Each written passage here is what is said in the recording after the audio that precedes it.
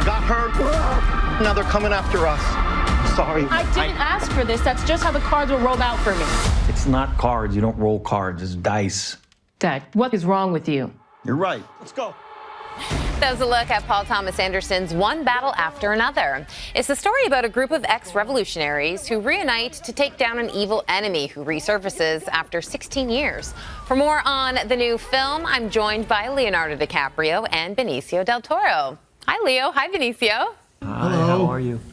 I'm good. This movie is so wild and so entertaining. Leo, I love when I read that Steven Spielberg, who of course directed you in Catch Me If You Can, I love when I read that he'd already seen this movie 3 times, and he admitted that there was more action in the first hour of this movie than all of P.T. Anderson films combined. What do you make about those comments? It's incredible to get that seal of approval from Steven is unimaginable, and you know I would second that. I mean, this is, you know, Paul always does films that I think stay with us and this community of filmmakers that you just keep talking about, and the fact that he's swinging for the fences and doing this almost odyssey with characters that are so untrustworthy that are part of the fabric of our culture, that strike a nerve of where we're at today, but does it with such comedy and ridiculousness and hilarity. But you know, these flawed characters are characters we just relate to, and he is a true genius of our time and one of the great filmmakers, you know, living today. And I think we're all just blessed to be being a part of this movie, particularly at this time that we're living in. You know, it's a real mirror to society in a lot of ways. Mm-hmm. Yeah, absolutely. Speaking of comedy, did you ever think that your first movie with P.T. Anderson that you would be wearing a house coat for most of the movie? A what? A robe? House coat. A house coat. A house coat or a robe for most of the movie? We call it a robe. Oh, is that a Canadian thing? That came from like just conversations. A house coat. Yeah, house coat. Oh, a house coat. Tracksuit bottoms and house coats. No, that just came from the hilarity of this situation that he brought up, where I'm at home smoking pot, my daughter gets kidnapped, and you know, he's got to go. Does he think about what he's wearing? No. He goes to his sensei, who helps him out. That's what he does. I got a house coat too. You got a house coat? The jean jacket. I always say house coat.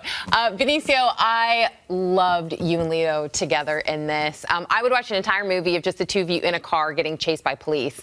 So much fun. What was it like for you finally getting to work with Leo and just having fun together on set? Well, you know, it's like I've been a fan of Leo's work. I've been watching his work for decades. Leo and myself were like kind of like if Hollywood was a college or a university. We're almost from the same class. Might be a little bit older, but we're from the same class. So, you know, so getting a chance to work with him again in this film was one of the reasons why I did the film. You know. Oh, I love hearing that. You know who terrified me was Sean Penn. I don't think I've ever seen him in a role like this before. Leo, how did you react when you were just watching him transform into this character? I mean, the performance is outstanding, but it is scary. Well, I am a huge fan of Benny's. I think we're both a huge fan of Sean's work and what he's accomplished in his career. It's a marvel. And I knew as soon as I read the character, I was like, okay, there's this guy Lockjaw. He's obviously this military leader that's twisted, but I knew Sean would even bring another layer of weirdness to it, you know, and something interesting that is completely unexpected. And boy, did he do that, man. He comes on screen and you're like, you believe that somebody this twisted could exist and that there would be this world of the Christmas Adventurers Club, which, by the way, I don't know what part of Paul's imagination that he could bring that up, but you feel like, does really exist? Are these people real? I mean, that's what he does so well, is he comes up with these out-of-the-box sort of ideas, but you're like, there's something to that, man. There's something to that I believe in. And Sean, man, he kills it in this role. Yeah. Yeah, I mean, listen, everyone is so good in this movie. And like I said, I want you two to work together on another movie. Oh, thank you. Thank you. Yeah.